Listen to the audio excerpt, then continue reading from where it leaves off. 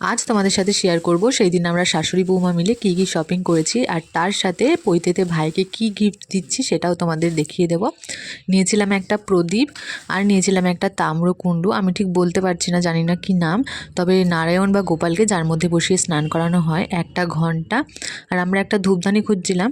তো বলছিলাম একটু নতুনত্ব কিছু দেখাতে, উনি বললেন এটা আজকে নতুন এসেছে, আমাদের দেখেই ভীষণ পছন্দ হয়ে গেছে তাই নিয়ে নিয়েছি। আর নিয়েছিলাম ঠাকুরের দুটো ছোট ছোট জলের গ্লাস আর দুটো স্টিলের প্লেট এমনি নিয়ে নিয়েছিলাম। ঠাকুরের এই সমস্ত জিনিস কেনার জন্যই আমরা গেছিলাম। আর সেই দিন তোমাদের বলেছিলাম হয় আমরা চেন নয় পেন দিচ্ছি, কি কিনেছি তোমরা কি গেস করতে পারছো?